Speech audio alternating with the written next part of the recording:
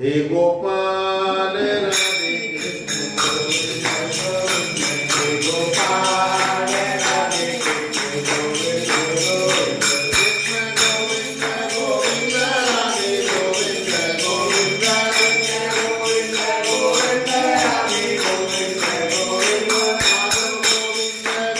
माधव गोविंद गोविंद माधव गोविंद गोविंद, जनक सुता जग जननी जानकी, अतिशय प्रिय करुणा निधानकी, जाके युग पल कमल बनाऊं, जासु कृपा निर्मल मति पाऊं। हरि ओम तत्सत्। श्री परमात्मे नमो नमः। राधा कृष्णाभ्यं नमः।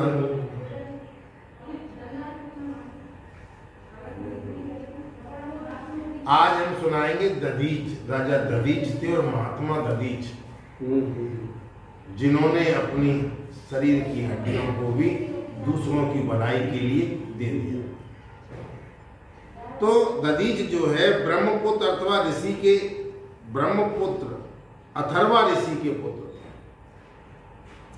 इनका एक नाम था अश्वश्रावी था। एक बार इंद्र इनके पास ब्रह्म विद्या का उपदेश ग्रहण करने गया। महाराज मुझे ब्रह्म विद्या सिखा। इंद्र आया दधीच जी के पास। तो दधीच जी ब्रह्म विद्या का उपदेश कर ही रहे थे, उसी क्रम में भोगों की निंदा का प्रसंग आया। कथा में प्रसंग आ गया कि भोगों की निंदा, तो जिसमें इंद्र को कुत्ते के समान कहा गया है। इंद्र को कुत्ते के समान कहा गया। इंद्र ने कहा महाराज अब आप ये ब्रह्म विद्या का उपदेश किसी को नहीं करोगे, क्योंकि जहाँ भी बुराई है नहीं। भाई काऊ के काले कोई गलत शब्द आवे तो कहते जा चीजें ने कहा दूसरा जाते, तो मेरी बेइज्जती खराब है रही। तो इंद्र ने कहा महाराज आप ये ब्रह्म विद्या का उपदेश किसी को नहीं करोगे, नहीं तो मैं आपका मस्तक काट डालूंगा। ये धमकी दे दी इंद्र। कुछ दिनों के बाद अश्विनी कुमार ब्रह्म विद्या को सीखने के लिए दधीच के पास आए। दधीच ने इंद्र की बात बताई। बोले भैया इंद्र कहे वो ऐसे कि तुमने किसी को अगर ब्रह्म विद्या बताई तो मैं तुम्हारा सिर धड़ से अलग कर दूंगा। अश्विनी कुमार बोले महाराज चिंता क्यों करते हो, हम पहले ही आपका मस्तक काट कर घोड़े का मस्तक लगा देंगे। यानी कि जैसे ही इंद्र आएगा तो हमको जो विद्या आवत है तुम्हारा सिर काट के अलग रख देंगे, घोड़ा को रखा देंगे, वो काट दे तुम आप ही तो तुम किसी एक दूसरे को पाए। इस प्रकार अश्विनी कुमारों ने ब्रह्म विद्या को प्राप्त किया। बोले महाराज विद्या तो बताओ। नहीं बहुत से लोग क्या होता है कि अपनी विद्या को अपने साथ लेके चले जाते हैं, विद्या वहीं की वहीं नष्ट हो जाती है। जब इंद्र आपके मस्तक काटेगा तब हम अपने आपके मस्तक को जोड़ देंगे। इस प्रकार अश्विनी कुमारों ने ब्रह्म विद्या को प्राप्त किया। इंद्र के मस्तक काटने पर अश्विनी कुमारों ने पुनः दधीच का मस्तक जोड़ दिया। फलस्वरूप घोड़ा का सिर घोड़े में लगाकर घोड़े को और दधीच की दोनों जीवित कर दिया। यानी घोड़े का सिर दधीच के लगाया। तो दधीच ने जब काटा ना इंद्र ने उनका सिर जो है, तो वो सिर घोड़े का अलग हो गया। तो उन्होंने क्या किया अश्विनी कुमार ने, वो विद्या जानते थे मृत संजीवनी विद्या, तो घोड़े को भी जिंदा कर दिया और दधीच का सिर भी लगा दिया, वो भी जिंदे हो गए, जीवित कर। वृत्तासुर के पराक्रम से सभी देवता पराजित हो गए, तब भगवान की शरण में गए। देवता लोग वृत्तासुर दैत्य जो था युद्ध में सब उससे हार गए और हार करके भगवान की शरण में गए कि प्रभु कुछ उपाय बताओ, वृत्तासुर कैसे मारा जाए। भगवान ने कहा कि दधीच जी के पास जाओ, उनकी हड्डी से जो ब्रज बनेगा उसी का वध होगा। यानी कि वृत्तासुर उन हड्डियों के ब्रज से ही मारा जा सकता। अब को घबराए सुरखपुर राजा को है, और इंद्र ने कहा कह दी कि मैं तुम्हारा सिर काट दूंगा और काटूंगा। अब जरूरत कौन की पड़ेगी, उन्हीं की कि वृत्तासुर सिर्फ दधीच की हड्डियों का अगर हथियार बनाया जाए तो उससे मर सकता है, वरना कोई उपाय नहीं। और तुम बातें पहले ही ऐसे करे आए वाकई संग में खेल तो तुम्हें दे दी। लेकिन संतों की महिमा, संत इन चीजों पे, तुम संत को चाहे मान करो चाहे अपमान करो, लेकिन संत दूसरों की भलाई के लिए ही जीते हैं।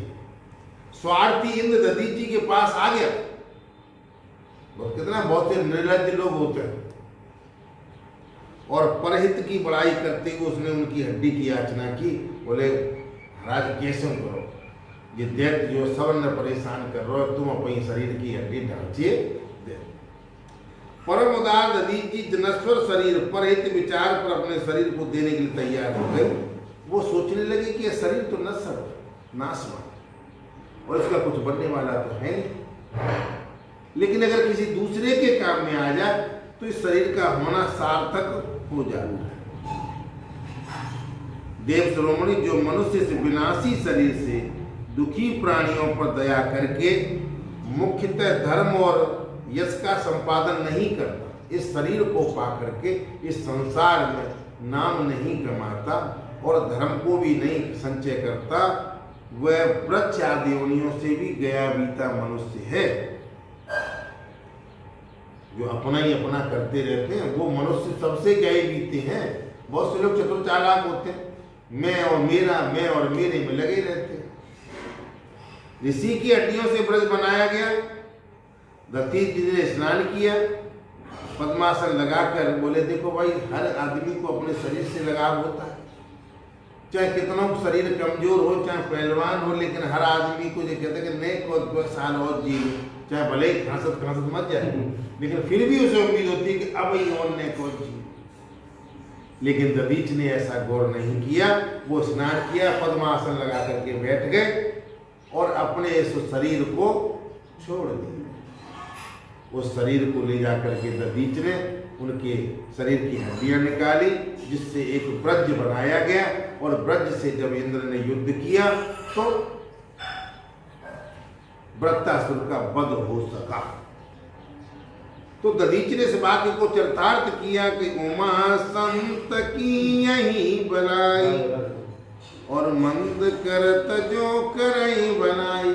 महादेव जी कहते संतों की महिमा ऐसी होती है उमा कि वो दूसरों के काम के लिए अपने शरीर तक को भी दे देते। श्री राधे गोविंदा मन भजले हरि का प्यारा नाम। श्री राधे गोविंदा मन भजले हरि को प्यारा नाम है। गोपाला हरि का प्यारा नाम है, नंदलाला हरि का प्यारा नाम है। श्री राधे गोविंदा मन भजले हरि का प्यारा नाम है। एक नाम सार श्री राधे कृष्ण गोविंद। एक नाम सार श्री राधे कृष्ण गोविंद। गोविंद गोपाल राधे राधे। गोविंद गोपाल राधे राधे। राधे गोविंदा मन भजले हरि का प्यारा नाम है। श्री राधे गोविंदा मन भजले हरि का प्यारा नाम है। गोपाल हरि का प्यारा नाम है, नंदलाला हरि का प्यारा नाम है। राधे गोविंदा मन भजले हरि का प्यारा नाम है। जय नंदलाला जय गोपाला, जय नंदलाला जय गोपाला। श्री राधे गोविंदा मन भजले हरि का प्यारा नाम है। श्री राधे गोविंदा मन भजले हरि का प्यारा नाम है। हरिओम तत्सत। श्री परमात्मे नमो नमः। एक छोटा सा प्रसंग है विंध्यावली जी का। विंध्यावली जी कौन है बता सकते हैं? बता सकते हैं? राजा बलि की पत्नी थी। विंध्यावल इत्यासी न देखी कहूँ तिया नैन बांधो प्रभु पिया देखी कियो मन चौगुनो कर अभिमान दान देन बैठे तुम ही को कियो अपमान में तो मान्यो सुख सौगुनो त्रिभुवन छीन लिए दिए बेरी देवतान प्राण मात्र रहे हरे आनो नहीं ओगुनी और ऐसी वक्त हो जो पे जागो रहो सोए अहो रहो भव माज ए पे लागे नहीं भोगुनी। राजा बलि की स्त्री थी विंध्यावली। जो पूतना बनी है पूतना नहीं, वो तो लड़की थी उनकी। वो लड़की बोले कि अगर ऐसा में बच्चा हो तो जय जय के मार डालती। विंध्यावली की पुत्री थी, राजा बलि की पुत्री थी। उसके मन में ऐसे विचार आए तो भगवान ने मनी मन को देव तमन्ना तेरी पूरी। तो पूतना बन के आए, वो पूतना में उसने जहर लगाया, लेकिन उनकी सीता कल्याण हो गई। मैं कहता भगवान कहते हैं बैर से भाव से दुश्मनी से कैसे भी तो मेरी शरणागति आ जा, तुम्हारा कल्याण कर दूंगा। तो विंध्यावली का कोई स्त्री देखने सुनने में नहीं आई। इतनी साध्वी थी विंध्यावली कि उसके समान कोई स्त्री नहीं। जिसने वामन भगवान द्वारा अपने पति को बंधा देखा, मन थोड़ा भी मलिन नहीं किया। वामन भगवान ने राजा बलि को बांध दिया और विंध्यावली को जैसे ही मालूम पड़ा कि मेरे पति बांध दिए सब कुछ देने के बाद भी, लेकिन उनके मन में कोई भी गिलानी नहीं। कोई ऐसी औरत होती तो 1 लाख सुना देती खड़े खड़े। बल्कि मन में अति प्रसन्न हुई। उस समय भगवान की प्रार्थना करते हुए विंध्यावली जी ने कहा, प्रभु राजा आपका सेवक होकर मैं बड़ा भारी दानी हूँ। इस अभिमान के बस अपने को दानी और अनंत कोटि ब्रह्मांड के स्वामी आपको तुच्छ भिक्षुक मानकर दान करने बैठ गए, जिसको अहंकार हो गया। अरे महाराज 3 पग मांग रहे हो, मेरी बात खराब हो जाएगी। राजा बलि के जहाँ मांगे वे गए 103 पग मांगे, बीघा 2 बीघा 100 बरस के को प्लॉट मांग लो ताम तुम बनाए लिए। तो विंध्यावली कह रही कि इसको अहंकार हो गया था कि ब्रह्म को जब भीख मांगना है, ब्रह्म को तुच्छ भिखारी समझ रहा है और परमात्मा को भिक्षुक बना करके दानी बन बैठा है, यानी दान दे रहा है। इससे आपका बड़ा भारी अपमान हुआ। आपने जो कृपा रूपी दंड देकर इसके अभिमान को चूर कर दिया, इससे मैंने 100 गुना सुख पाया। हे स्वामी, आपने जो इसको दंड दिया है ना, तो इससे मुझे बड़ा सुख मिला। कौन कह रही है? विंध्यावली।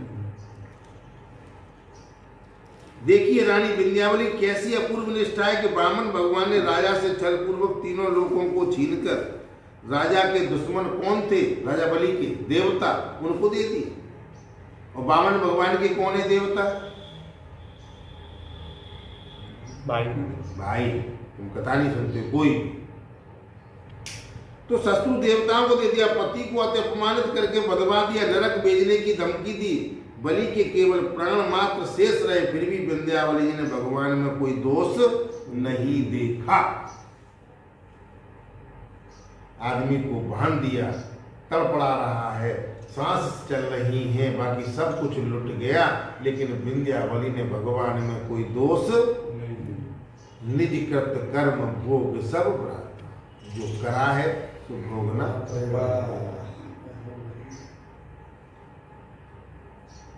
यहां तक कि नरक में भेजने की धमकी दी। राजा की ही भूल मानी। यदि भगवान की दया से किसी में ऐसी भक्ति हो तो वो चाहे जागता सत्कर्म करता रहे या सोता, लोगों की दृष्टि में रसकी रहे, दोनों अवस्थाएं समान हैं।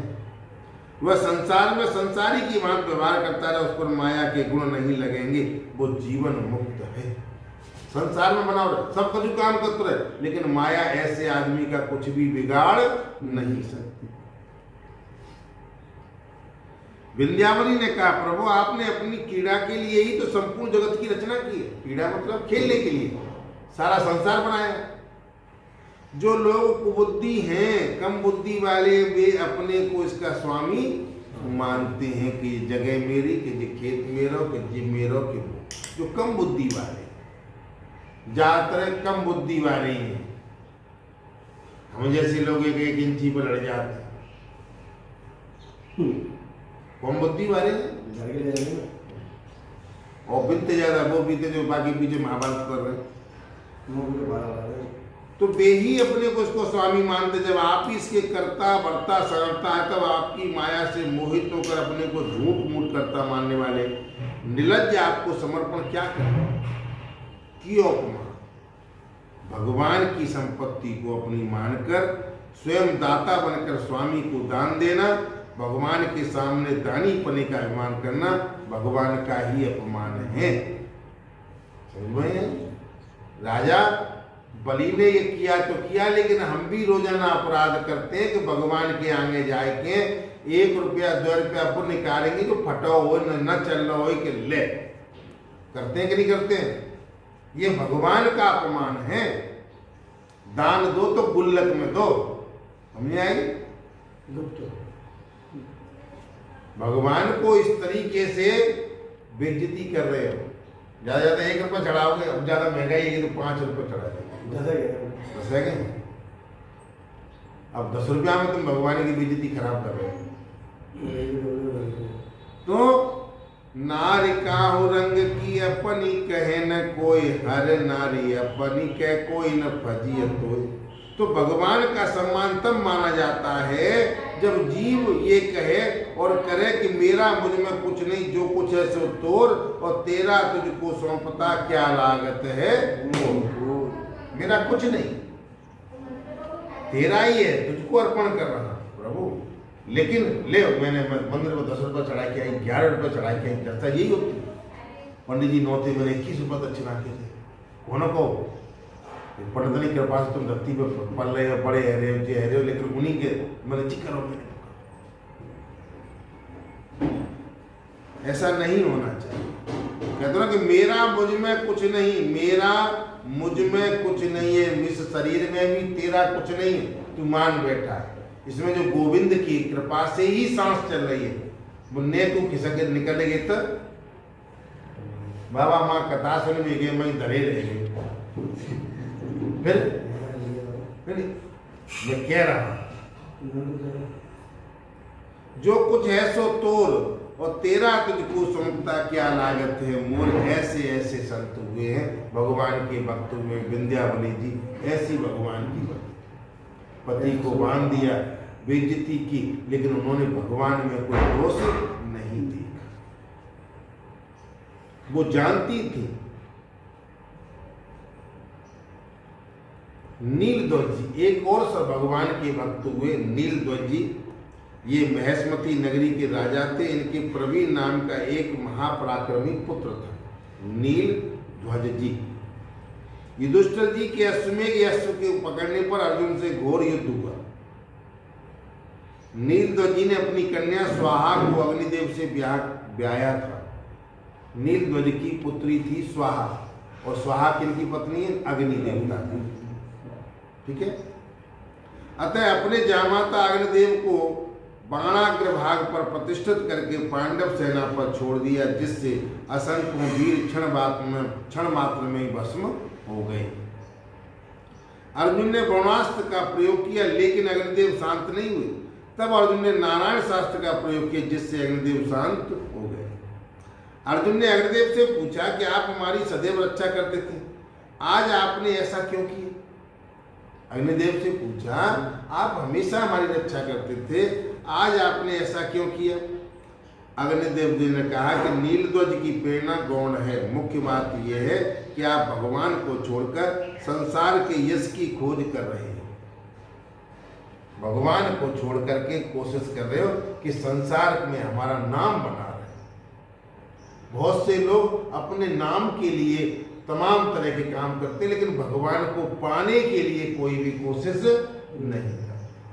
बड़े बड़े संत महात्मा धौम धतूरा करते हैं कि हमारा नाम हो, हमारा नाम हो, चा टीवी पे ऐड और बाप को प्रचार, जा को प्रचार। इसका मतलब जानते हैं, नाम हो, भगवान से कोई लेना देना।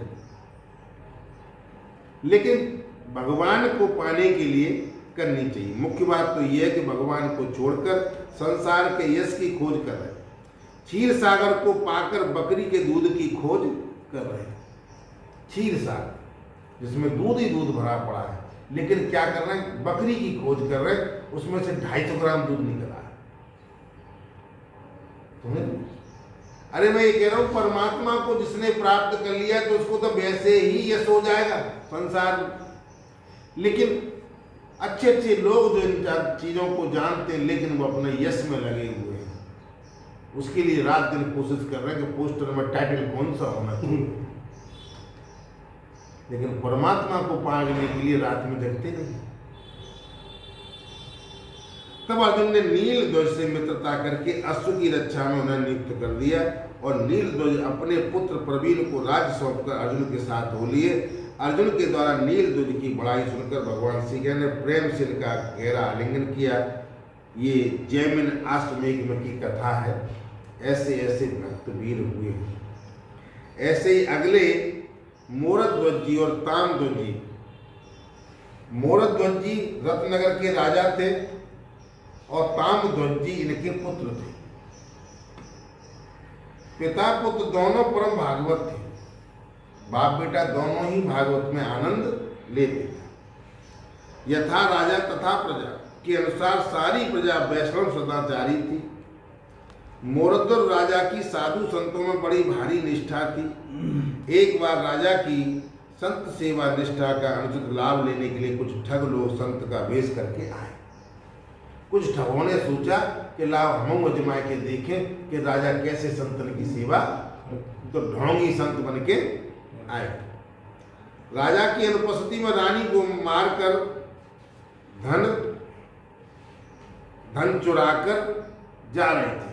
यानी देखा कि राजा नहीं है मोरध्वज, तो उनकी रानी को मार करके जो चोर ठग थे वो धन को ले जा रहे थे। उधर से आते हुए राजा ने देखा तो संतों को प्रणाम किया और अपने महल में ले आए। उन्हें नहीं मालूम था कि ये वही राजा जिसकी पत्नी को मार के ले जा रहे। अब रास्ते में मिले, बोले संत महात्मा तुम अच्छे हैं, कहाँ जा रहे जंगल में रात को, चलो मेरे संग मेरे महल में रुकिए। महल में गए। भयभीत होकर ठगों ने अपने पर्चा दिए, लेकिन राजा ने कहा नहीं, आप लोग संत हैं। ठग कह रहे महाराज हम ठगे, लेकिन नहीं, तो तुमने चोला पहन लिया तो मेरी नजर में तो आप संत हैं। महलों में रानी जीवित हो गई। ऐसा चमत्कार देखकर चोरों ने चोरी करना छोड़ दिया। जाए तो मार मार के गए। जैसे राजा प्रवेश किया है तो रानी जिंदा हो गई। तो मोरध्वज के राज्य की रक्षा के लिए भगवान ने चक्र सुदर्शन नियुक्त कर दिया था। जैसे वो राजा जिनके राज्य की रक्षा चक्र सुदर्शन करता था। कथा मैंने सुनाई थी, नाम मैं फिर भी नहीं बताऊंगा। दुर्वासा जी के पीछे चुना सुन। तो भगवान ने चक्र सुदर्शन को नियुक्त कर दिया। एक बार यमराज के दूत इनके राज्य में घूमते घूमते आ गए, तो चक्र सुदर्शन ने उनको भगा दिया। धर्मराज के पास शिकायत पहुंची तो धर्मराज ने भगवान से प्रार्थना की। भगवान ने कहा धर्मराज जी, मोरध्वज मेरे भक्त हैं। विश्राम सागर के अनुसार श्री धर्मराज जी सिंह और भगवान साधु का वेश धरकर मोरध्वज की सत्यनिष्ठा की परीक्षा लेने के लिए गए। बोले तुम्हारे संत हैं तो लाभ परीक्षा के लिए। तो धर्मराज कौन बने? शेर। और भगवान कौन बने? साधु। साधु शेर को लेकर के मोरध्वज के पास जा रहा। एक बार क्या हुआ, मोरध्वज 8वां अश्वमेध कर रहे थे। यज्ञी अश्व को ताम्रध्वज की रक्षा में नियुक्त करके भेज दिया। उसी समय युधिष्ठिर जी का भी अश्वमेघी यज्ञ का घोड़ा श्रीकृष्ण और अर्जुन के रक्षक कवच में मणिपुर से आगे बढ़ा। यहाँ अलग कथा चल रही भगवान श्री कृष्ण की, पांडवों की। वहां क्योंकि देश तो बहुत बड़ा है ना, मोरध्वज की चल रही है। ताम्रध्वज ने अपने मंत्री बहुलध्वज से कहा, इनके मस्तक पर लिखे हुए स्वर्ण पत्र को बांचो। क्या लिखा हुआ? पता चला कि ये युधिष्ठिर जी का अश्व है। तुरंत घोड़े को पकड़कर युद्ध के लिए तैयार हो गए। इधर से श्री कृष्ण अर्जुन युद्ध करते, उधर से ताम्रध्वज जी अकेले यहाँ अर्जुन और श्री कृष्ण युद्ध कर रहे हैं और उधर से तामध्वज जी, श्री कृष्ण ने चक्र से तामध्वज की असंख्य सेना का संहार कर डाला। तब तामध्वज जी ने कहा, प्रभु आपने बहुत अच्छा किया, अब तो आपका दर्शन ठीक से होगा। सेना के बीच में होने से आपका दर्शन ठीक से नहीं हो पाता था, इसलिए आपने सेना सवारी मार दी, बढ़िया करो, क्योंकि भीड़ भाड़ में हम तुमसे बात नहीं कर पावा, तुम्हारी सेना हिले लगाए दे तो वो छी रह गई। तो तामध्वज ने वेग पूर्वक दाएं हाथ से चक्रधारी हाथ को पकड़ लिया और बाएं हाथ से श्री कृष्ण के चरण पकड़कर अपने शीश पर रख दिए। श्री कृष्ण की आज्ञा से अर्जुन ने तामध्वज के ऊपर 100 बाण चलाए, लेकिन ताम बाणों की परवाह न करके अर्जुन को पकड़ लिया और अर्जुन और श्री कृष्ण ने धक्का देकर तामध्वज को गिरा दिया, लेकिन अर्जुन और श्री कृष्ण को भी अपने साथ खींचता हुआ ले गया। श्री कृष्ण और अर्जुन मूर्छित हो गए। तामध्वज दोनों घोड़े लेकर मूरध्वज जी के पास पहुंच गया। इतना वीर था। हमें भगवान श्री कृष्ण अर्जुन युद्ध कर रहे हैं, सुदर्शन चक्र है, पूरी सेना को मार दिया, अकेला ही वीर पहले पांव में भगवान के पड़ गया और अर्जुन श्री कृष्ण को खींच करके ले गया और अपने बाप के आगे पेश कर दिया। श्री कृष्ण अर्जुन मूर्छित हो गए। मूरध्वज अपने पुत्र का पराक्रम सुनकर बहुत प्रसन्न हुआ। श्री कृष्ण के दर्शन के लिए उनके पास जाने का निश्चय किया। इधर मूर्छा दूर होने पर अर्जुन के सामने श्री कृष्ण ने तामध्वज के पराक्रम की बड़ी भारी प्रशंसा की। अर्जुन आश्चर्य में पड़ गए कि प्रभु इस बालक की इतनी प्रशंसा क्यों कर रहे हैं। स्वयं वीर में और सर्वसमर्थ श्री कृष्ण के रहते उस बालक ने हमें कैसे पराजित कर दिया। सबसे बड़ा वीर में और भगवान को श्री कृष्ण, लेकिन इस बालक ने दोनों को पराजित कर दिया। अर्जुन को अपनी भक्ति और पराक्रम का गर्व हो गया था। ऐसा जानकर भगवान ने एक लीला की। अर्जुन को घमंड कई बार हो गया और घमंड कई बार तोड़ा। इससे पहले घमंड कहाँ तोड़ा था?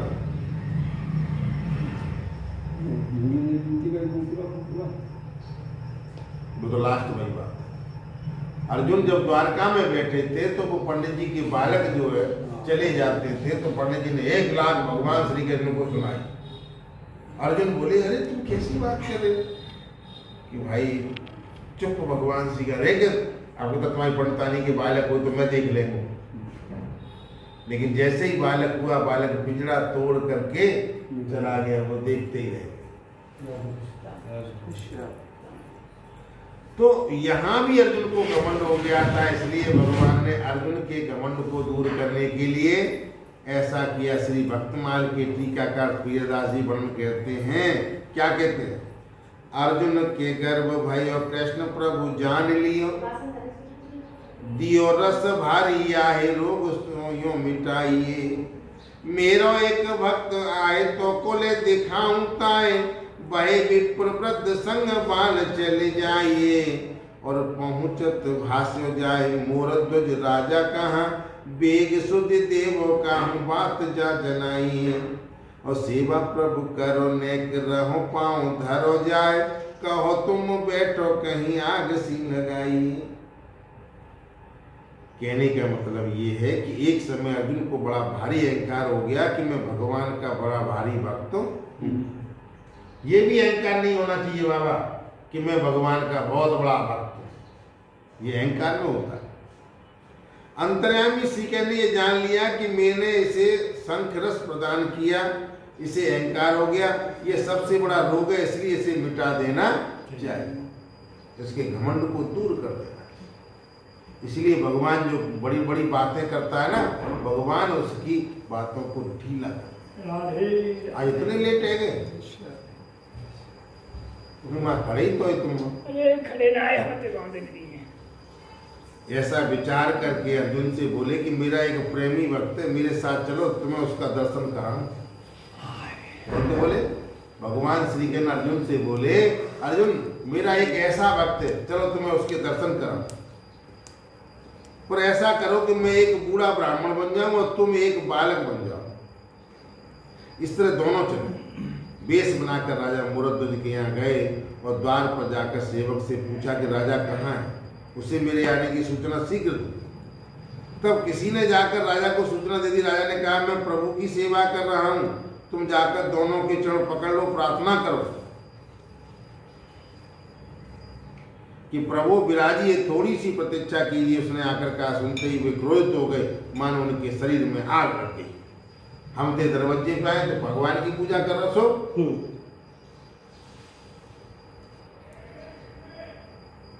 करुणा निध मन दीख विचारी, उर अंकर गर्भ तरु भारी, बेग सो में डारियों उखारी, पन हमार सेवक हितकारी, मुनिकर हित मम कौतुक होई, और अवश्य उपाय करब में सोही। भगवान को गर्व अहंकार अच्छा नहीं लगता। भगवान कहते हैं कि गर्व तो मुझे, घमंड तो बहुत बुरा लगता है। वेद पुराण कहें जग जान, गुमान गोविंद भावत नहीं। भक्तों के अभिमान को तो रहने नहीं देते, दूसरों की तो बात ही क्या, अपने भक्तों के घमंड को भी वो चूर, क्योंकि इसे घमंड हो जाएगा तो ये सब मेरी भक्ति को भूल जाए। तो मैं ऐसा ऐसा कोई क्रियाकलाप कर देते तो घमंड भक्त के घमंड को कहते रहे। सुनो राम कर सहज स्वभाव, जन अभिमान न राखे काऊ। मैं किसी के अभिमान को रहने नहीं देता। संस्कृत मूल स्थूल पद नाना, और सकल शोकदायक अभिमाना। क्या कहने लगे, चले अन्न खाए पाए गए टक काय जाए, नृप को सुनाए तत्काल दौड़े आए। बड़ी कृपा करी आज भरी चाय बेल मेरी, निपट नवेल फल पाए आते पाए हैं। और दीजे आज्ञा मोह सो कीजे सुख लीजे यही, पीजे बाणी रस मेरे नैन ले जाए। सुन क्रोध गयो मोद भयो, सो परीक्षा लिए, चित्त चाव ऐसे वचन सुनाए। ब्राह्मण का वेश बना करके गए थे और अर्जुन को बालक बनाकर बोले चल तुझे दिखाता हूं। तो कहता कि मैं ही सबसे बड़ा भक्त हूं। तो दोनों ब्राह्मण कुपित होकर चल दिए, बोले कि नहीं आ रहे, क्योंकि मुरद्दज क्या कर रहे थे, भगवान की सेवा। और ब्राह्मण को देख करके नहीं आए तो गुस्सा आएंगे कि हमारी बेल कुछ। तब द्वारपालों ने उनके क्या किए, चरण पकड़ लिए और रोका। तब राजा ने पास जाकर सूचित किया। तो सुनते ही राजा मुरद्दज दौड़कर शीघ्र आ गए कि दरवाजे से ब्राह्मण अगर चला जाए रूठ करके, और अगर सूखा ही चला जाए तो शास्त्र ये कहते हैं कि अपने पापों को दे जाता है, तुम्हारे पुण्य को ले जाए। बवाए सुनते ही राजा मुरद्दज दौड़कर शीघ्र आए, प्रार्थना प्रणाम करते बोले आज आपने बड़ी कृपा की जो मुझे दर्शन दिया। आज मेरी आशा रूपी लता फूल गई, क्योंकि मुझे आपके चरण रूपी सुंदर नवीन फल मिल गए। अब आप जिस लिए आए हैं वो आज्ञा मुझे दीजिए, मैं उसे करूं और सुख लूं। आप दोनों महापुरुषों के दर्शन से मेरे नेत्र शीतल हो गए। सुधारूपी आपकी वाणी के रस का पान करना चाहता हूं। राजा के मधुर वचन सुनकर उनका क्रोध ठंडा हो गया, बेहद प्रसन्न हुए। उनके मन में मुरद्दज की परीक्षा लेने की रुचि थी, इसलिए इस प्रकार बोले। पूजय विप्रशील गुणहीना, शूद्र न गुण गण ज्ञान प्रवीणा। सापत ताड़व पर सुख हंता, विप्र पूज अस गावै संता। कहने का तात्पर्य ब्राह्मण का क्रोध बड़ा अमंगलकारी होता है, तुम्हारा कभी भी अनिष्ट कर सकता है। मंगल मूलक विप्र पर तोषु, दहे कोट कुल भूसुर रोषु। इंद्र के वज्र का मुझे डर नहीं, भगवान कहते हैं, राजा रमण भी कहते हैं और भगवान श्री कृष्ण कहते हैं कि मुझे इंद्र के वज्र का कोई डर नहीं है, न मैं महादेव जी के त्रिशूल से डरता हूँ, न यमराज के दंड से। मुझे अग्नि सूर्य चंद्र वायु कुबेर के हथियारों का भी मुझे कोई भय नहीं है, परंतु मैं ब्राह्मण कुल के अपमान से बहुत डरता हूँ। अतः मुरद्दज ब्राह्मण के गुस्सा होने पर तुरंत दौड़कर आए, उनका स्वागत सत्कार में लगे। बोले भगवान की पूजा बाद में जय पर जाए, पूजा देखी। देवे की प्रतिज्ञा करो कर जो प्रतिज्ञा हम जाए बात सुख तुम सोई मुको भाई है। मिलियो मगसिए यही बालक को खाए जात कहीं खाबो मोई नहीं यही सुखदाई है। और काहू बात छोड़ो नृपो आगो जो शरीर आवे तो ही आए जो कहीं बात मो मन जनाई है। और बोले उठी तिया अर्धंगी मोई जाय देवो पुत्र कहे मुंह को लेवो और सुध आई। एक दूसरे की कहने लगे कि पहले मोह ले लगाओ पहले मोह। हे राजन, हम जो वस्तु मांगे वो पहले तुम्हें से देने की प्रतिज्ञा करो। 3 बार हाँ कर दो तो मैं विश्वास पूरो। राजा ने कहा प्रभु मैंने प्रतिज्ञा कर ली, जिस प्रकार से आपको सुख होगा हम वही कार्य करेंगे और वही हमें प्रिय होगा। तुम बोलो तो सही, हम वही करें।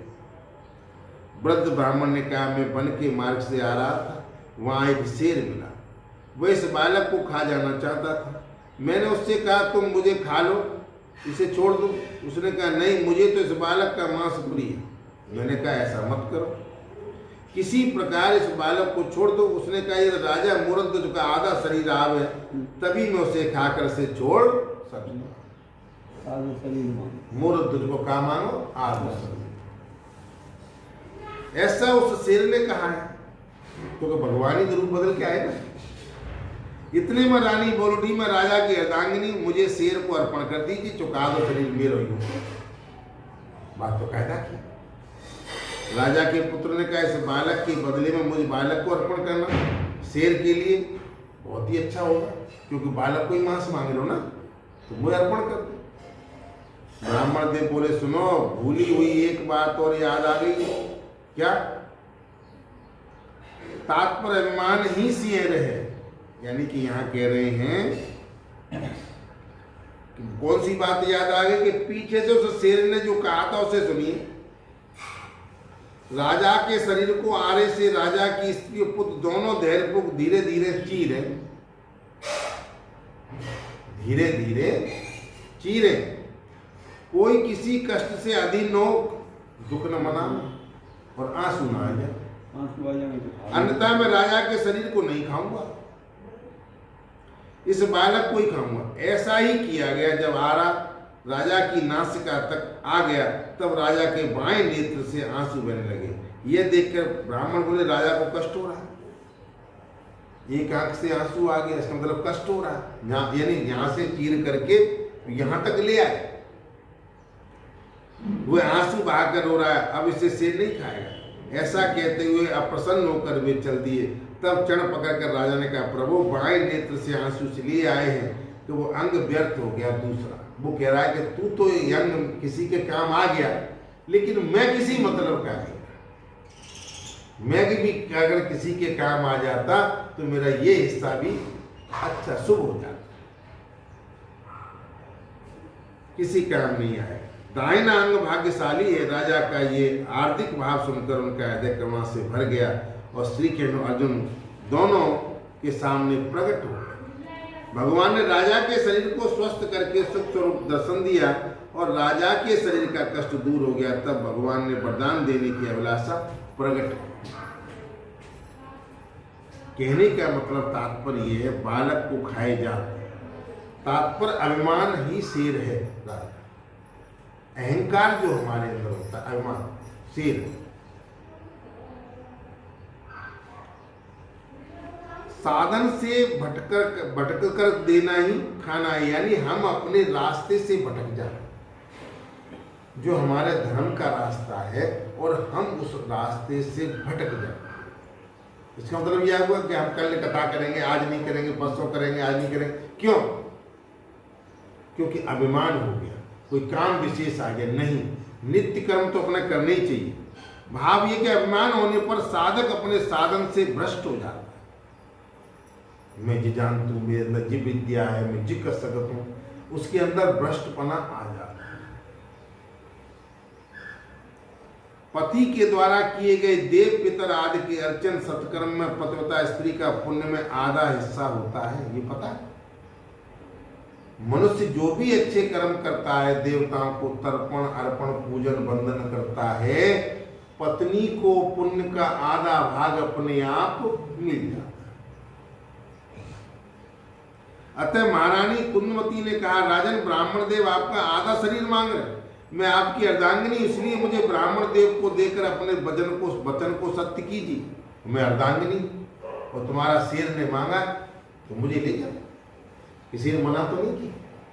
मूर्धध्वज के पुत्र ने भी कहा कि जब पुत्र को मांगा है तो मुझे ले जाओ। समझे?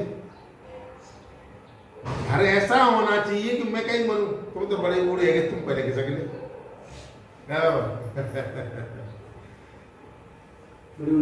आत्मा पे जायते पुत्र, पुत्र तारध्वज ने कहा जो पिता है वही पुत्र है, यही सनातनी श्रुति है, वेद भी यही कहते हैं। इसलिए यदि मेरे पिताजी ने अपने शरीर का आधा भाग ब्राह्मण को देने के लिए प्रतिज्ञा की है तो पिता के शरीर का संपूर्ण आधा भाग पुत्र ही होता है, इसलिए मुझे ले लो। और शेर क्या मिला? अतः मैं चलने के लिए तैयार हूं। ऐसे विचार ऐसे घरों में होते हैं, ऐसे माहौल में होते हैं जो सतोगुणी लोग होते हैं, जो सात्विक होते हैं।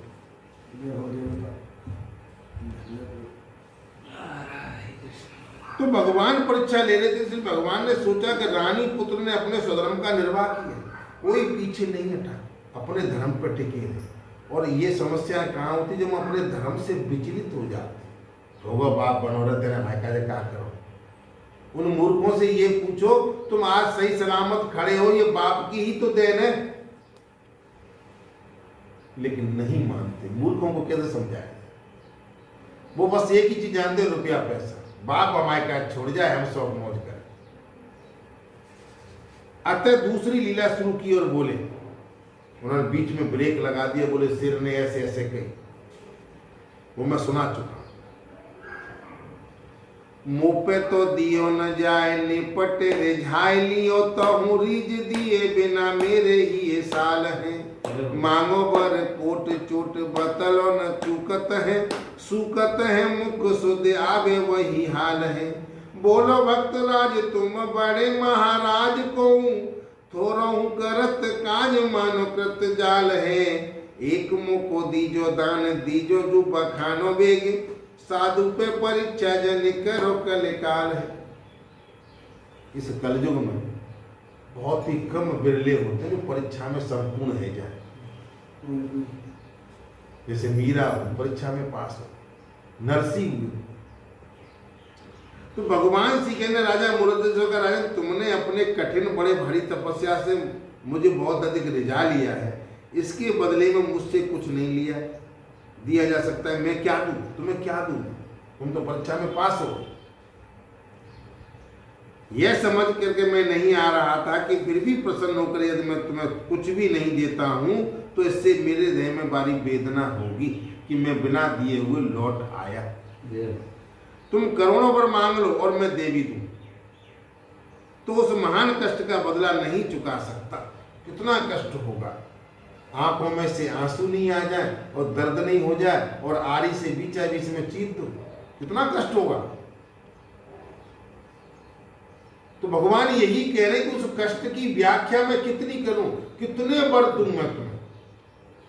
तुम आज करोड़ों वर मांग लो, मैं आज करोड़ों वर दे दूंगा, लेकिन उस पीड़ा जो तुमने सहन की वो मैं सहन नहीं कर पाऊंगा। भक्त ऐसे होते, उस महान कष्ट का बदला चुका नहीं सकता। तुम्हारा दशा का स्मरण आते ही हृदय में ताप, मेरा मुख सूखने लगता है प्रभु की ये प्रेम भरी बातें सुनकर। भक्तराज मूर्धध्वज बोले, महाराज आप परम उदार शिरोमणि हैं, आपकी खुशी के लिए तो कोई थोड़ा सा भी कार्य करता है तो आप अपनी कृतज्ञता से बड़ा भारी सुकृत मान लेते।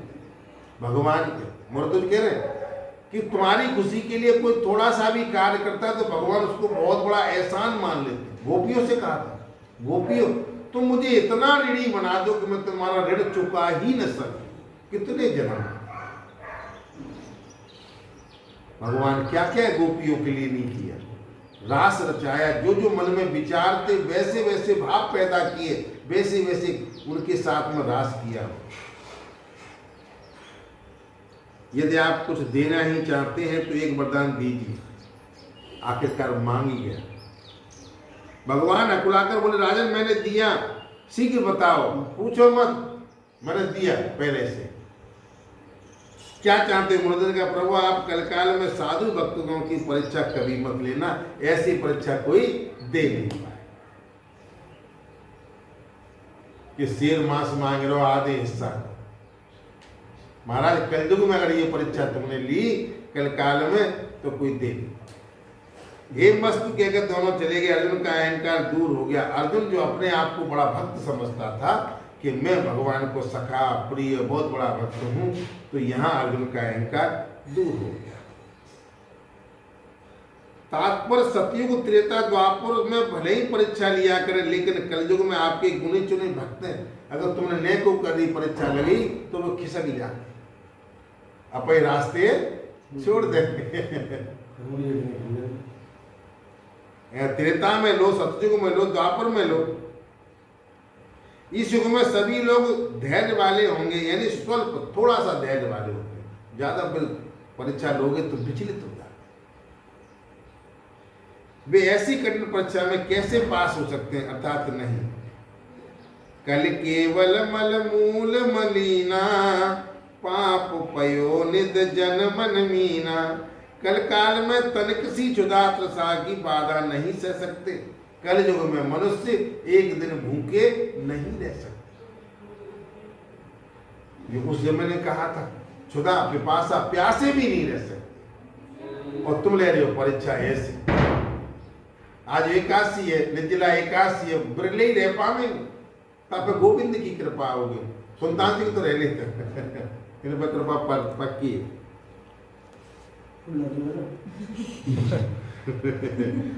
कहना कलयुग में तनिक भी क्षुधा पिपासा की बाधा नहीं सह सकते। मनुष्यों में धैर्य नहीं, और जबकि पता है कि हम मर नहीं सकते, क्योंकि मरना जीना तो परमात्मा के हाथ में, कुछ भी नहीं बिगड़ सकता। तो बढ़िया कौन आज कितना चार चबेरी चार अबेरी इतनी दे गोपाला, इतने में से एक गटे तो ले ले अपनी। हम पे कहना है ये तो दे दे ना दे माला दरी हम पे भजन है ना। ऐसे युग में थोड़ा सा भी भजन बन जाए तो धन्य समझना चाहिए। अगर इस कलिकाल में गोविंद की कथाएं सुनने मिल जाए, थोड़ा सा भजन कीर्तन हो जाए, सबसे बड़ी सौभाग्य की बात है। साधारण लोगों की परीक्षा मत लेना। अगर कोई नियम प्रतिज्ञा करता है तो उसकी कसौटी तो करना ही पड़ता है। बाजार में 4 आने की हंडी लेते तो भी ठोक बजा करके लेते। हंडी माने कोई चपटा कसिया ले बजा के देखे। इसलिए भगवान भी अपने भक्त को ठोक ठोक के देख लेते तो पक्को के कच्चे। इस प्रकार भगवान भी सच्चे ठोस भक्त की कसौटी करके अपनाते हैं। तब कहते हैं कि अब मैंने तेरी परीक्षा ले ली, अब तू मस्त रहे, अब तेरे काज में सब चीजें दे तैयार पहले। उस भक्त के स्वयं को परमोज्वल करते हैं। भगवान श्री कृष्ण ने मोरध्वज का मनोवांछित पूर्ण किया, और भक्तराज की भक्त निष्ठा पर भगवान सदा के लिए ऋणी हो गए। मोरध्वज के भाव भक्ति निष्ठा को देखकर अर्जुन की वीरता भक्ति का अहंकार जो अर्जुन को था वो खत्म हो गया, और अर्जुन के अहंकार करने के लिए ही उन्होंने ये लीला रची, यहां तक आए। क्योंकि अर्जुन कहते हैं कि मुझसे बड़ा कोई भक्त नहीं, मुझसे बड़ा कोई तुम्हारा सखा नहीं, मुझसे बड़ा धनुर्धर नहीं, मुझसे बड़ा ये नहीं वो नहीं। ऐसे ही ये मोरध्वज की कथा चली, समझ में आ गई होगी। आई क्या? आई आई आई। ऐसे ही एक संत हुए थे अलर्क जी। संतों की कथा चल रही है। भगवान भगवान श्री कृष्ण को भक्तमाल बड़ी अच्छी लगती है। वो कहते हैं मुझे भक्तों के चरित्र सुना। मेरी लीला तो दुनिया सुनाती रहती है, मेरे भक्तों की, क्योंकि भक्तों के प्रताप से ही भगवान को ताकत मिलती है। अलरक कीरत में राचो नित्य साचो ही है कि ये उपदेश हूं न छूटे विषय वासना। माता मंदालसा की बड़ी प्रतिज्ञा सुनो, आवे जो उदर माज फेर गर्भ आसना। पति को निहो रोताते रहो, छोटो को रोता को ले गए निकास मिल काशी नृप शासना। और मुद्रिका उधारे और निहार दत्तात्रेय जी को वैभव तार करी प्रभु की उपासना। मैं भक्तवर श्री अलर्ट जी की कीर्ति के कहने सुनने में सच्चे दिल से मगन हूँ। ऐसे ऐसे भक्तों की कथा करने में भगवान कहते हैं कि मैं सुनने में एकाग्र चित्त हो जाता हूँ। मुझे भक्तों की कथा सुना। इस मायक संसार में प्राय उपदेश करने पर भी विषयों को भोगने की इच्छाएं नहीं छूटती। हम ये जानते हैं कि ये संसार माया का बना हुआ है, इसमें कोई भी चीज सत्य नहीं है। सत्य क्या है? राम नाम सत्य है, ये सत्य है। लेकिन ये सब कुछ झूठा जंजाल है। फिर भी क्या कह रहे हैं? विषयों को भोगने की इच्छाएं नहीं छूटती, क्योंकि कलयुग का प्रभाव है। हमें विषय बहुत अच्छे लगते हैं, उसमें रुचि भी आती है। अलग है, क्या कह रहे हैं?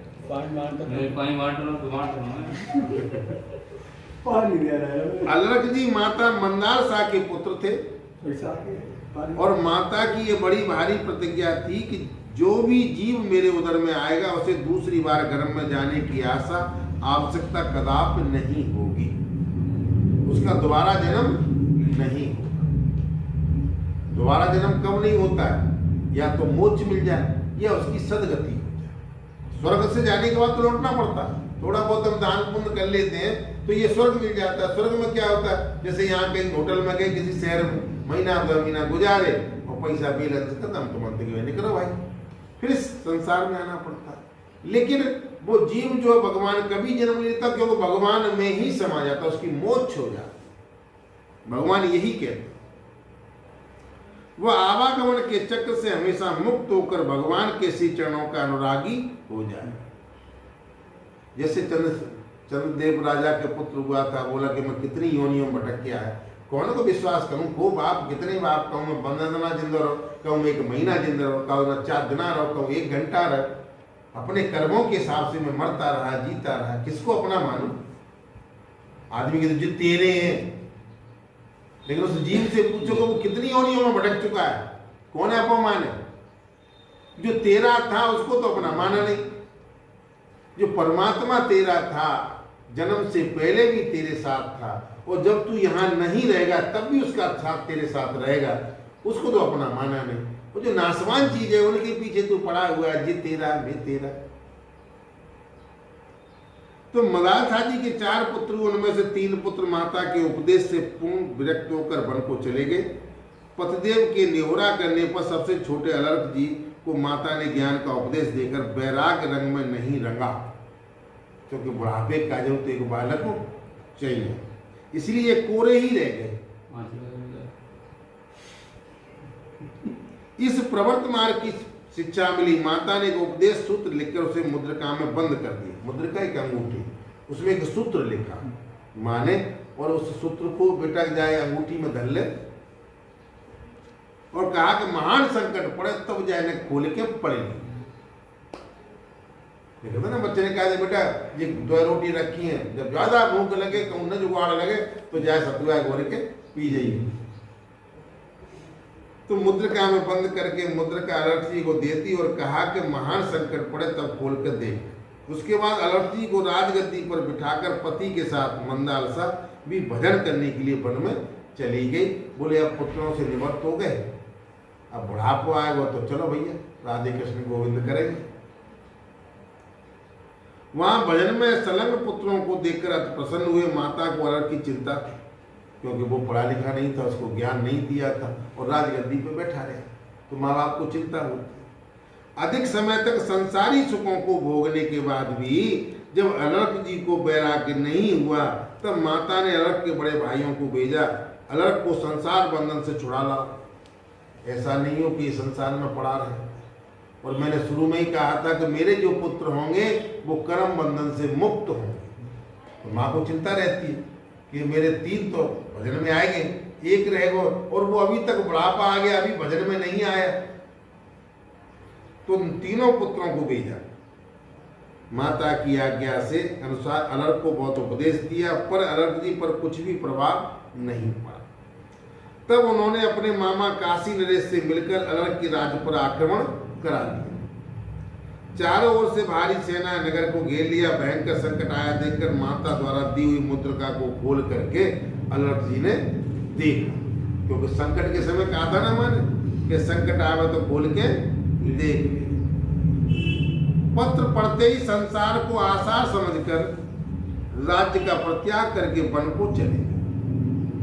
जैसे ही पत्र पढ़ा अलर्ट जी ने, सोई समझ में आ गई कि संसार तो असार है, इसमें कोई सार नहीं। माने जो शब्द लिखे अब वो सब छोड़ छाड़ के विरक्त हो गए और भगवान के भजन में उसी समय से तल्लीन, रास्ता मिल गया। वन में दत्तात्रेय भगवान का दर्शन हुआ, उनसे उपदेश पाकर प्रभु की उपासना की, संसार सागर से सहज ही पार। जैसे ध्रुव जी निकले गत्ते और ग्रस्तानों को मिल गए नारद जी, जा मंत्र ले जा बेटा और जा मस्त। ऐसे यहाँ कौन मिल गए? दत्तात्रेय जी। कुछ होना तो चाहिए तथा, तभी तो तुम कथा करोगे, है कि नहीं?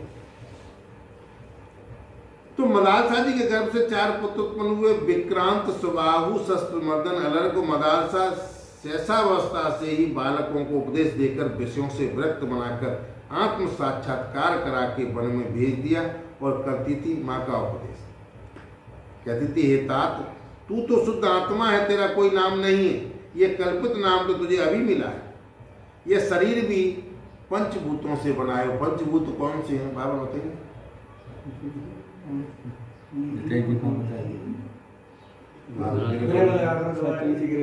छत जल पावक गगन समीरा, पंच तत्व से रचित शरीरा।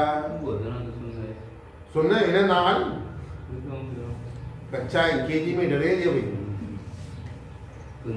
एक दिए होमता पुरुष मैंने कही घंटी लिया किनार से बांधो कथा होते क्या नहीं दावत नहीं ना तो जाओ। ये न तेरा है न तू इसका।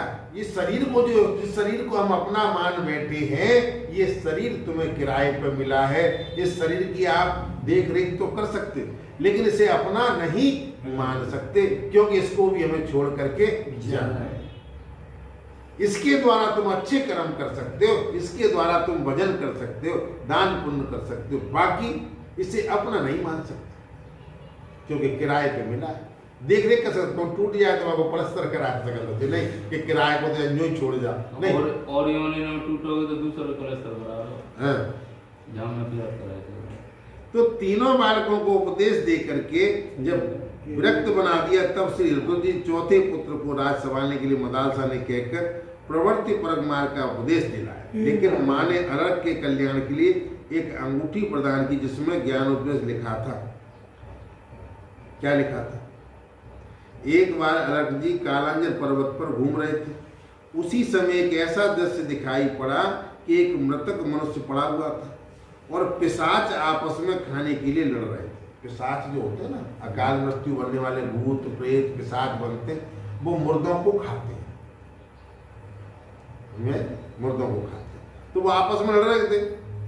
अलर्ट जी ने कहा, आप लोग लड़ो मत, एक सब को खा लो और दूसरा मेरी देह को खा लो।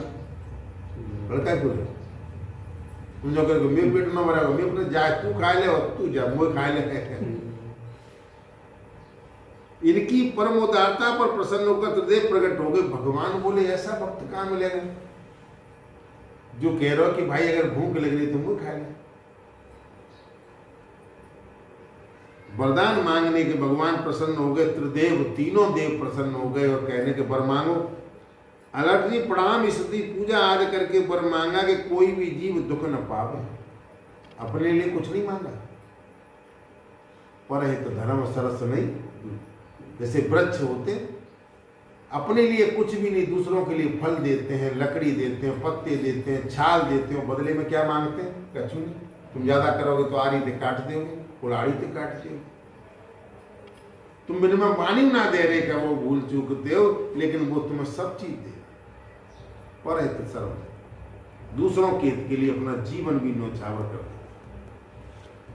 तो तुझे बोले कर्म का फल तो जीवों को भोगना पड़ेगा। तुम कह रहे हो कोई दुख नहीं मांगे, निज कृत कर्म भोग सब प्राता। ऐसा कौन सा संसार है जिसमें जो किया है वो नहीं भोगे? कर्मों का कर्म फल तो भोगना ही पड़ेगा। परंतु तुम्हारा दर्शन स्मरण करने से वो दुख से मुक्त हो जाएगा। लेकिन एक शर्त है, क्या? कि जो भी जीव इस संसार में अलर्ट जी महाराज का नाम लेगा वो सभी संकटों से दूर हो जाएगा, वो दूर हो जाएगा। बाकी और तो सब अपने कर्मों के दंड को भुगतते रहे। अलग निरंजन हैं? पंडित तो आगे बीच में। वो अलग होते हैं। अलर्क जी, अलर्क जी, इनका नाम लेने से जीव दुखी नहीं रहेगा। ये त्रिदेव ब्रह्मा विष्णु महेश ने वरदान दिया।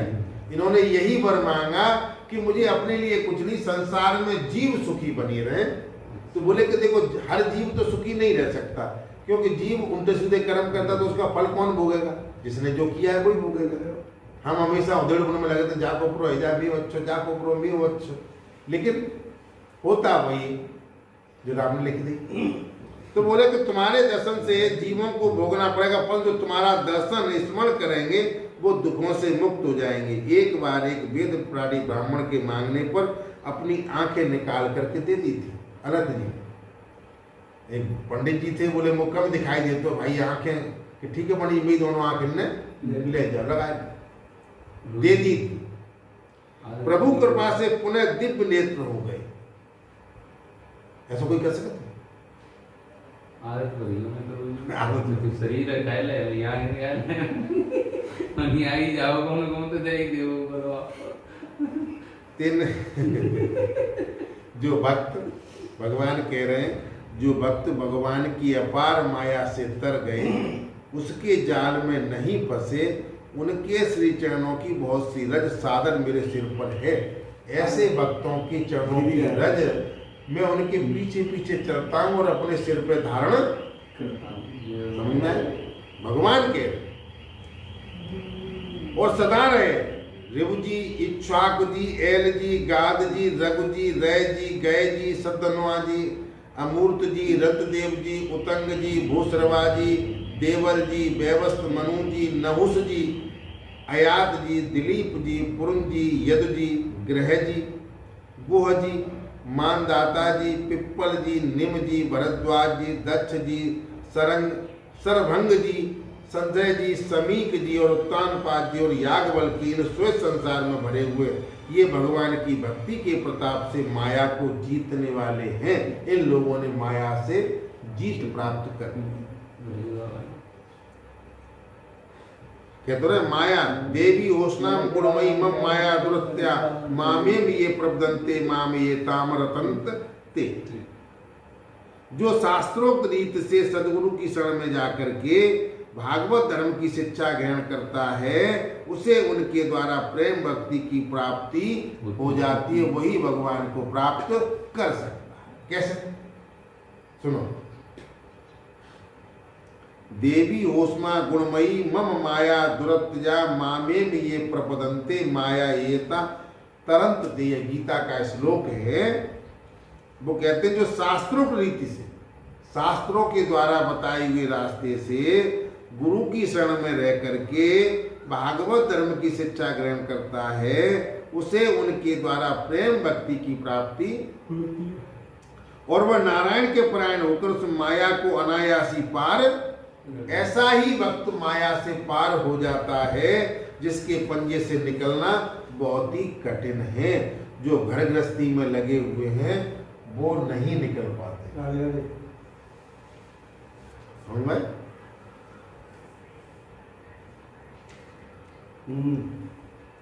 जिन्होंने भगवान के भक्तों की कथा न सुनी, जिन्होंने भागवत जी को नहीं सुना, वो इस माया में लिपटे ही रहेंगे। उनका अज्ञान कभी दूर नहीं हो सकता। ऐसे ही थे श्री। चलो मैं आता हूँ, बात करता हूँ। तो अब कीर्तन कर लो, मैं तुम्हें बहुत कथा सुनाए थे। अभी प्रोग्राम होगा वहाँ मंदिर पे, अभी ना मिलेगी, शाम को मिलेगी। चलो अब चलो देखते हैं वाला आगे में। श्री कृष्ण गोविंद हरे मुरारी, नाथ नारायण वासुदेवा। श्री कृष्ण गोविंद हरे मुरारी, नाथ नारायण वासुदेवा।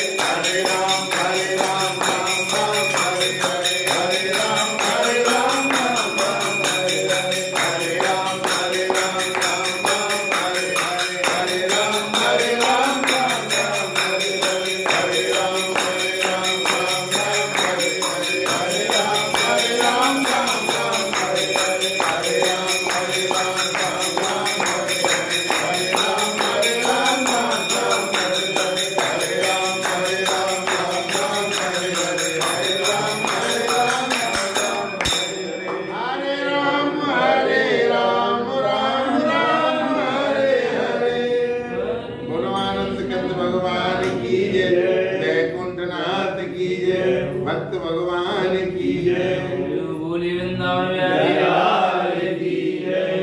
जय जय श्री राधे श्याम। श्री ऋभु जी जो है ब्रह्मा जी के मानस पुत्र थे। पहले जो मनुष्य जो पैदा किए जाते मन से पैदा किए जाते, और मैंने कई बार कहा है कि मानसिक पूजा भी सबसे बड़ी है। जो कर्म के द्वारा पूजा की जाती है उसमें व्यवधान पड़ जाता है, लेकिन अगर मनुष्य का मन मानसिक पूजा में लग जाए तो ये हम लोग पूजा पक्की है।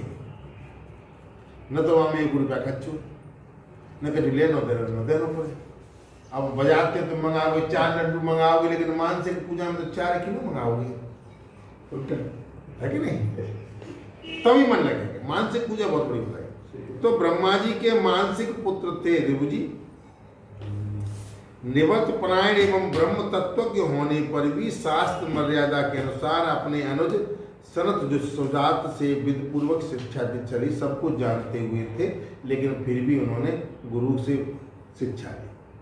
शिष्य निदान को अपने आप ने तत्व ज्ञान देकर धन्य किया, और शिष्य ने भी अपनी दक्षिणा देकर के गुरु को धन्य किया। श्री रूपकला भक्तमाल के अनुसार ऋभु जी एक ब्राह्मण बालक थे। शंकर भगवान की आराधना की और प्रसन्न होकर शंकर भगवान ने वर मांगने के लिए कहा, तुमने मेरी बड़ी पूजा की है, अब कुछ मांग लो। तो बाल स्वभाववश वर मांगा कि प्रभु आपसे भी बड़े परम पुरुष का दर्शन करना चाहता हूँ। आपसे भी बड़े कोई परम पुरुष हो, उनके मैं दर्शन करना चाहता हूँ। शंकर जी से वर मांगे। श्री शंकर भगवान की प्रार्थना पर स्वयं श्री हरि प्रकट होकर दर्शन दिया। तुरंत भगवान श्री विष्णु आए गए, बोले भैया वर मांगो, ले मैं तुरंत कोई दर्शन दे दूं, तो कज्जो आलूकल पटा दूं। उसके बाद अबचल प्रेम लक्षणा भक्ति का वरदान देकर दोनों देव अंतर ध्यान, अबचल भक्ति तुम्हारे हृदय में बनी रहे। भगवान के दर्शन करके तो आदमी वैसे ही भक्ति लाइन पे आ जाता है।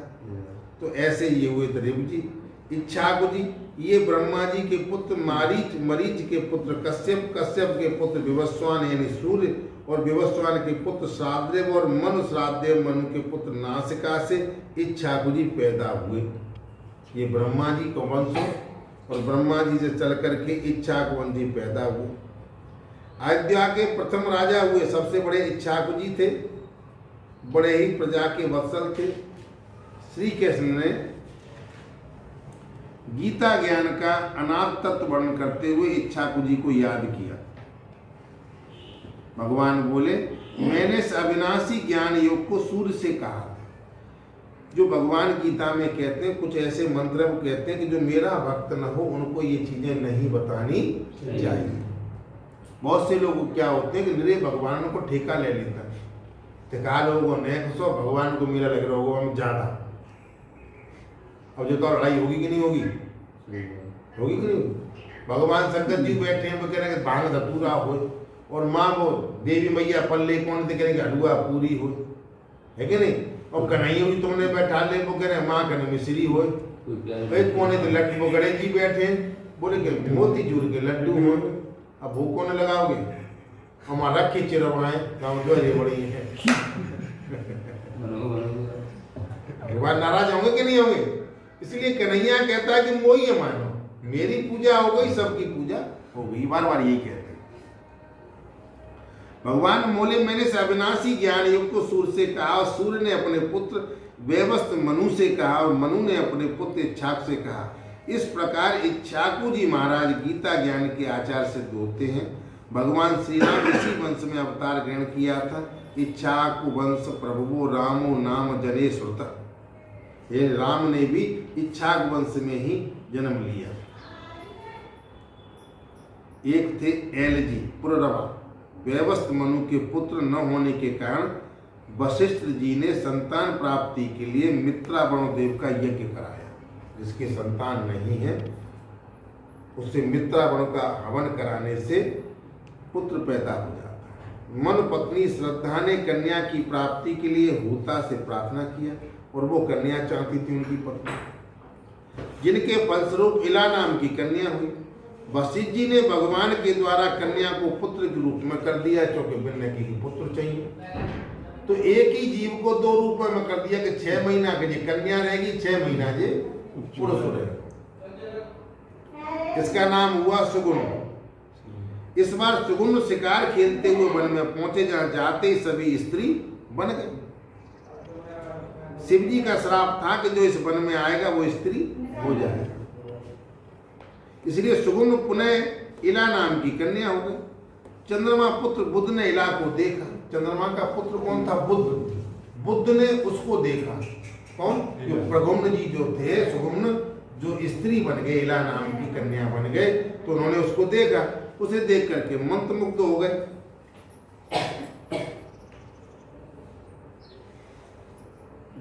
तो काम मोहित हो गए, जिससे परिणाम स्वरूप बुद्ध ने पुरुरवा नामक पुत्र पैदा किया और वशिष्ठ जी से प्रार्थना पर भगवान शिव ने वर दिया कि 1 महीना पुरुष 1 महीना स्त्री के रूप में रहेंगे और बुद्ध पुत्र पुरुरवा ही इला के गर्भ से पैदा होने से ऐल कहलाए।